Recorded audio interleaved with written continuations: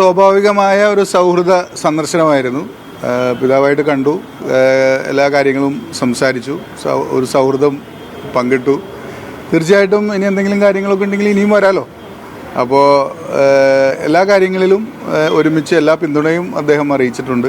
തീർച്ചയായിട്ടും എല്ലാവരും ഒരുമിച്ച് മുമ്പോട്ട് പോകും. എന്നോട് പരിഭവമൊന്നും പറഞ്ഞില്ല.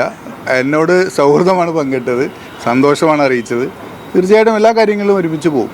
മന്ത്രിസഭാ രൂപീകരണവുമായി ബന്ധപ്പെട്ട് തന്നെ വകുപ്പുകളെ സംബന്ധിച്ച് ലത്തീൻ അതിരൂപത ചില ആവശ്യങ്ങൾ മുന്നോട്ട് വെച്ചിരുന്നു. അത് നിർഭാഗ്യവശാൽ നടന്നില്ല. അതിൻ്റെ ഒരു നീരസം അവർക്കുണ്ട്. അതുകൂടി പരിഹരിക്കുന്ന തരത്തിൽ ഇടപെടൽ മിനിസ്റ്ററുടെ ഭാഗത്തു നിന്നുണ്ടാവും എന്നുള്ളതാണ്. ഞാൻ പറഞ്ഞല്ലോ, ഞങ്ങൾ നമ്മുടെ വകുപ്പ് എന്ന് പറയുന്നത് എല്ലാവരും ചേർത്ത് പിടിച്ചുകൊണ്ട് പോകാനാണ് ശ്രമിക്കുന്നത്. അങ്ങനെ പോകേണ്ട ഒരു വകുപ്പാണ്. തീർച്ചയായിട്ടും ആ രീതിയിൽ തന്നെയാണ് മുമ്പോട്ട് പോവുള്ളൂ. അത് തന്നെയാണ് ഞാനിപ്പോൾ ഇവിടെ സംസാരിച്ചത്. സമാനതകളില്ലാത്ത സമരമൊക്കെ നയിച്ചിട്ടുള്ള ലത്തീൻ സഭ, അവർക്ക് കുറേ ആശങ്കകളൊക്കെ ഉണ്ട്. അപ്പോൾ അതുമായി ബന്ധപ്പെട്ട സംസാരം, അതുമായിട്ടുള്ള തീരുമാനങ്ങൾ, ആശങ്കകളൊക്കെ ഉണ്ടെങ്കിൽ അത് പരിഹരിക്കുന്നതിന് വേണ്ടിയുള്ള നടപടി എടുക്കും. ഇപ്പോൾ UDF മാനിഫെസ്റ്റോയിൽ കുറേ കാര്യങ്ങൾ പറഞ്ഞിട്ടുണ്ട്.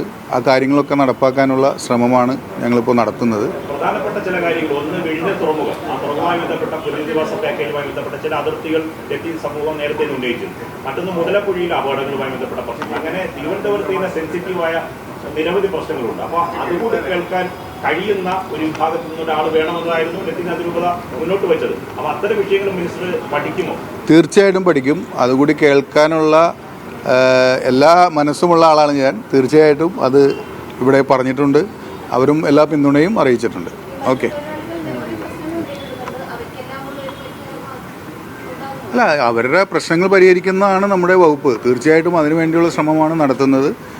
എല്ലാവരുമായിട്ട് ഡിസ്കസ് ചെയ്തും ആലോചിച്ചും ഒക്കെ ആ കാര്യങ്ങൾ മുമ്പോട്ട് കൊണ്ടുപോകാനാണ് ആഗ്രഹിക്കുന്നത്. അടുത്തൊരു മഴക്കാലം മൺസൂണാണ് വരാൻ പോകുന്നത്. മുതലപ്പൊടിയിൽ വലിയ സെൻസിറ്റിവിറ്റിയാണ്. മുതലപ്പൊടിയിൽ ഇപ്പോൾ കുടിമുട്ട് നിർമ്മാണം വരെ താൽക്കാലികമായിട്ട് നിർത്തി വെച്ചേക്കുകയാണ്.